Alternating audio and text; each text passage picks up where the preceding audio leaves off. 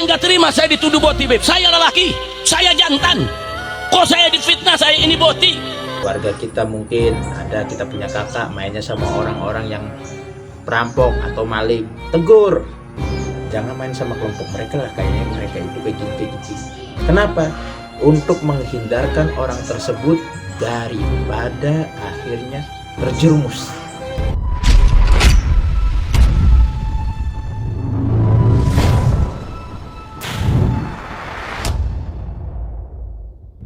Assalamualaikum warahmatullahi wabarakatuh. Alhamdulillahirabbil alamin.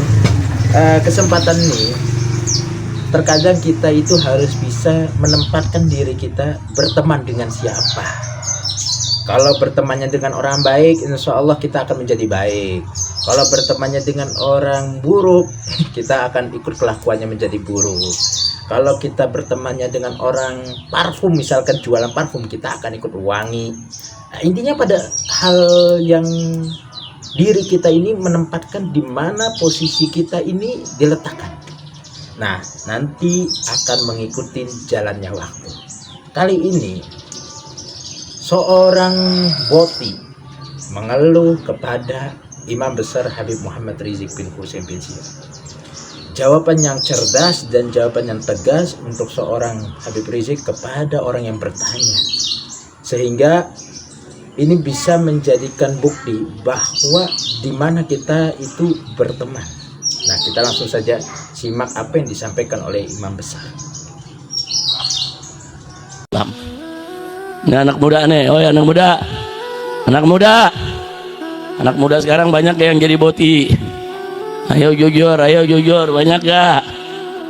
Ya Allah, saudara, ada yang protes datang ke saya, Habib, saya ini lelaki, beb, tapi kenapa saya dituduh boti?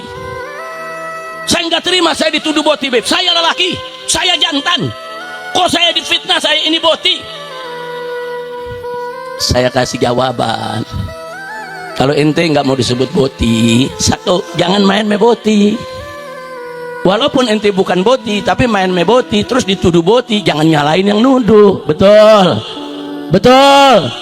Ente nggak mau disebut maling, tapi mainnya maling.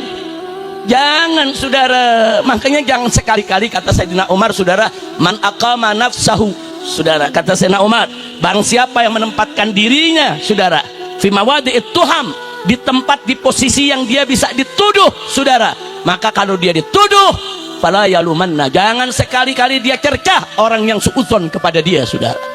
Jangan. Kalau kita nggak mau dituduh maling, nah datang ke rumah orang jangan dari atas genteng. Datangnya lewat atas genteng, lewat jendela. Ya orang tuan rumah bilang maling, betul. Terus tahu begitu tangkap, saya cuma mau bertamu. Dari mana lu bertamu dari atas genteng? Kira-kira jelas gak? Betul juga ya. Nah, ini kan benar yang disampaikan oleh beliau Habib Rizik ya. Kalau ingin berteman ya cari-cari teman yang baik aja. Ngapain sih harus cari teman yang malah justru menjerumuskan kita kepada hal-hal yang murka, dapat murka dari Allah Subhanahu wa taala. Boti ini kan adalah sekelompok orang yang memang parah dah rohnya. Apalagi di zaman sekarang ya. Bencong itu udah berubah nama menjadi boti udah berubah. Pokoknya ngeri sedep ya. Ini akhirnya menjadikan seperti kaum Nabi Lut. Bahaya sekali kalau seperti ini.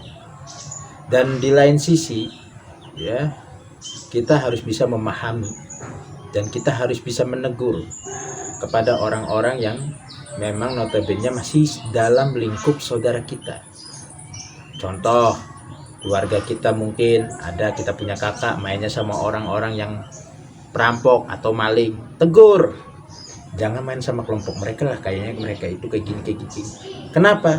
Untuk menghindarkan orang tersebut daripada akhirnya terjerumus kepada kelompok mereka. Kan malu akhirnya nanti kalau memang masuk dalam kelompok mereka, ikut-ikutan maling, wassalam dah. Yang malu bukan dirinya aja, orang tuanya malu, lain sebagainya malu. Ini boti aja malu, kita keluarga, apalagi kalau sampai urusan maling. Kalau nggak mau dituduh, jangan melakukan hal yang mencurigakan. Betul. Kalau nggak mau dituduh koruptor, jangan bergaul dengan yang suka korupsi. Kalau mau dituduh, tidak mau dituduh penjudi, jangan bergaul dengan orang yang suka berjudi. Kalau tidak mau dituduh penzina, jangan main di tempat pelacuran. Kalau ada orang main di tempat pelacuran, walaupun dia tidak berzina, saudara, terus orang curiga dia berzina, jangan salahkan orang yang curiga, saudara. Jangan nanti bilang, oh kalau gitu dia suuzon. Bukan suuzon, ente yang bangun suuzon itu.